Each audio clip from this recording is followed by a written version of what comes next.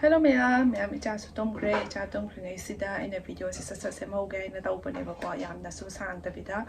hojikti icha yaurabanina hanagi video namning kanda nambado adumaina di sungphang phangdre mana tumbai sarak ina kanda namhoba adu ina me kanda ga hawkala di amu video ga sanamba thadoktana amuk somdana matam se yam change hai tare video ama tawoina phamma ga semba matam da ko ma'am ai viewers amana ko Australia yum khaibam ko ye adoduna onda hangbire ye ba ko aina thale pin matam da chaning thaning da ba tawkibra manam haina da ba number tamaina ka tawkibra soidana khombiro aina yam khangning dana hangzare e adona aina video sira mate ama asege reply picture ke tau bane ba ko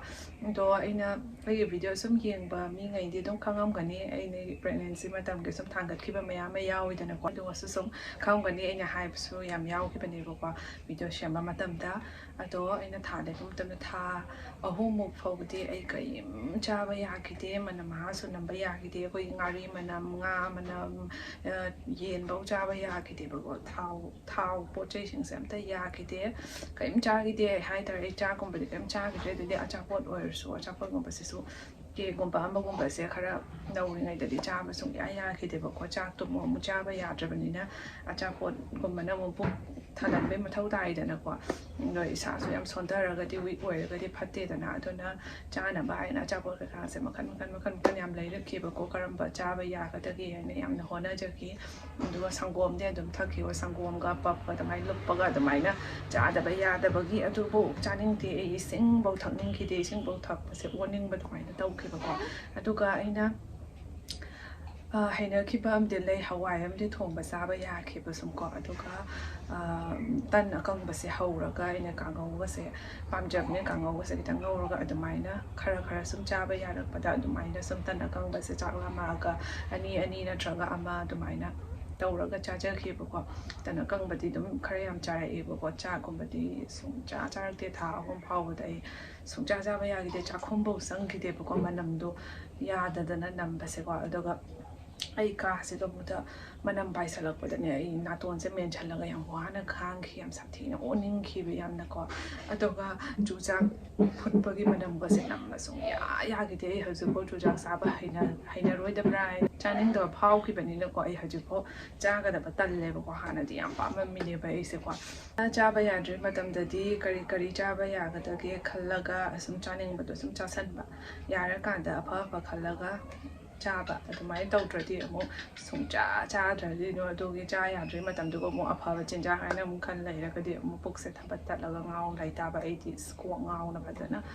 damai ta dana lai ke bu ko jak se sung yaw ta na wa ba cha de chaning ba cha ba de ngam da manam sinam ba ya da ba kok se di ngau re puk se chak ti yaw tra ba ni na ba yam wana tha hom se len ki de matong ta di cha ba ya re manam ma su nam ba ya re da na cha khom su chang ya de chaning ba su tum tok ja da na adumai ta ra ga cha ja re yam ti wa ki bani to ki tha hom do ha je mo angang unara ga mo tha hom ma cha ba ya da bu gi mo ha je mo kana wa ri ya mo kana kang che lai angang hona ba ga wa ba ki ko tum da boy yam da su chat ka da ba matam yamak tre shopping su hawkala adabani kharani lairaga shopping to chatlu ni pot chai chana ba doidi firon doidi angang gi su yeng ba chatlu ni ba kwa ado sangba matam yeng nei nu pa na pu doi ni na kwa adoga hoji jena su ko kha sa ni nge ko kha su soi dan happy ro hai to happy ro ne yam taw ra e ba ko ma se yam pam se ba ni ko kha bora ga se adana se ga phangba ahaoba makan khallaga tumaina happy ke taw bani do flight te chat bani na yam su hapchan ba do ya de ko wait ke matung ni na lai bani na khoi shu firon na ma so hap to ni na do handak ti firon ga se yam hap roi ke taw ri ni ma yam mamang da yam hap pu ba da yum da gi halak pa matam na pot hapak pa matam da ko roi tham ho re ba ko hapak pa se chan da na mai na taw e do handak ti firon su yam pu roi khanga bani na da je jen firon ko ra ka no ma ga sun chana bani na mai sam se ro ko lo e da mai hai po do na ai shu yum da ong dong na ba gi phi khara pu ra ga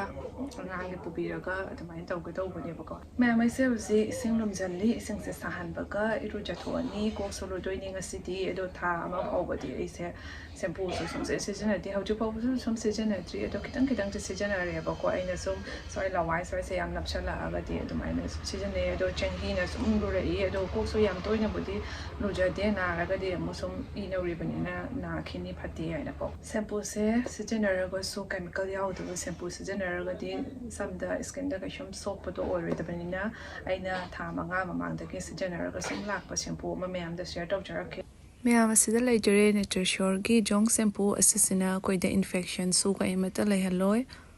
ꯑꯃꯗꯤ hair ꯐꯣꯂꯤꯀꯜꯁꯨ healthy ꯑꯣꯏꯍꯟꯒꯅꯤ ꯑꯁꯤꯒꯤ ꯁꯦꯝꯄꯨꯁꯤꯒꯤ ꯈ꯭ꯋꯥꯏ ꯐꯕ ꯑꯃꯅ ꯁꯜꯐꯦꯠꯁ ꯑꯃꯗꯤ ꯄꯦꯔꯥꯕꯦꯟꯁꯇꯒꯤ ꯐ꯭ꯔꯤꯁꯨ ꯑꯣꯏꯒꯅꯤ ꯁꯝꯒꯤ ꯑꯃꯣꯠꯄꯁꯨ ꯐꯖꯅ ꯁꯦꯡꯗꯣꯛꯄꯅꯤ ꯑꯁꯤꯒꯤ ꯁꯦꯝꯄꯨꯁꯦ use ꯇꯧꯕꯤꯌꯨ ꯃꯌꯥꯝꯁꯨ ꯁꯝꯁꯤꯁꯨ ꯌꯥꯝ ꯇꯣꯏꯅ ꯂꯨꯕꯗꯣ ꯌꯥꯗ꯭ꯔꯕꯅꯤꯅ ꯗꯦꯟꯗ꯭ꯔꯐꯇꯤ ꯑꯁꯨꯝ ꯂꯩꯔꯦ ꯑꯃꯨꯛꯇꯁꯨ ꯀꯣꯛꯇ꯭ꯔꯦ ꯑꯗꯨꯅ ꯑꯁꯤꯒꯤ ꯅꯦꯆꯔꯁ꯭ꯌꯣꯔꯒꯤ ꯖꯣꯡ ꯁꯦꯝꯄꯨꯁꯦ ꯌꯥꯝ ꯐꯕꯅꯤ ꯗꯦꯟꯗ꯭ꯔꯐꯇꯁꯨ ꯑꯃꯗꯤ ꯁꯝꯈꯣꯡꯁꯨ ꯇꯥꯏꯠ ꯑꯣꯏꯍꯟꯒꯅꯤ ꯍꯦꯜꯗꯤ ꯑꯣꯏꯍꯟꯒꯅꯤ ꯑꯗꯩꯗꯤ ꯁꯝꯁꯨ ꯃꯣꯜꯍꯟꯒꯅꯦꯕꯀꯣ ꯑꯗꯨꯒ ꯑꯁꯤꯁꯦ 100% ꯅꯦꯆꯔꯦꯜ ꯏꯟꯒ꯭ꯔꯤꯗꯤꯌꯦꯟꯁꯅ ꯁꯥꯕ ꯑꯣꯏꯗꯣꯏꯅꯤ ꯑꯗꯁꯨ ꯀꯩꯝꯇ ꯁꯣꯛꯄꯗꯣ ꯑꯣꯏꯔꯣꯏꯕꯀꯣ ꯕꯣꯇꯜꯁꯤꯒꯤ ꯑꯁꯤꯗ ꯑꯣꯄꯦꯟ ꯁ꯭ꯇꯣꯞ ꯍꯥꯏꯅ ꯂꯩꯕꯅꯤ ꯑꯗꯨꯗꯣ ꯁꯨꯃꯥꯏꯅ ꯄ꯭ꯔꯦꯁ ꯇꯧꯔꯒ ꯁꯦꯝꯄꯨꯁꯦ ꯊꯥꯗꯕꯤꯌꯨ ꯑꯗꯨꯒ ꯃꯅꯝꯁꯨ ꯌꯥꯝ ꯏꯪ ꯂꯥꯎꯋꯦ ꯏꯔꯨꯖꯕꯁꯨ ꯂꯣꯏꯔꯦ ꯑꯁꯤꯒꯤ ꯁꯦꯝꯄꯨꯁꯦ ꯃꯅꯝꯁꯨ ꯌꯥꯝ ꯅꯨꯡꯁꯤ ꯏꯪ ꯂꯥꯎꯅ ꯅꯨꯡꯁꯤꯕꯗꯣ ꯑꯗꯨꯃꯥꯏꯅ ꯑꯣꯏꯌꯦꯕ ꯑꯁꯤꯒꯤ ꯁꯦꯝꯄꯨꯁꯦ ꯑꯩꯗꯤ ꯌꯥꯝ ꯄꯥꯝꯖꯩ ꯁꯤ ꯁꯦꯝꯄꯨꯁꯦ ꯌꯥꯝꯁꯨ ꯆꯥꯟꯅꯖꯩ ꯅꯦꯆꯔꯁ꯭ꯌꯣꯔ ꯖꯣꯡ ꯁꯦꯝꯄꯨꯁꯦ ꯑꯦꯂꯣꯚꯦꯔꯥ ꯑꯝꯂꯥ ꯕꯍꯦꯗꯥ ꯁꯤꯀꯥꯈꯥꯏ ꯑꯔꯤꯊꯥ ꯍꯔꯠ ꯃꯦꯊꯤ ꯅꯤꯝ ꯑꯁꯤ ꯃꯌꯥꯝ ꯑꯁꯤꯅ ꯁꯦꯝꯕꯅꯤ ꯂꯣꯏꯕꯒꯤ ꯑꯉꯥꯡꯒꯤ ꯂꯣꯁꯟ ꯇꯩꯁꯟꯒꯤꯒꯦ ꯃꯥꯏꯁꯦ ꯑꯗ ꯏꯁꯀꯤꯟꯒꯁꯦ ꯅꯥꯟꯗꯕꯅ ꯂꯣꯏꯔꯦ ꯌꯥꯝ ꯅꯨꯡꯉꯥꯏꯇꯦ ꯎꯕꯗ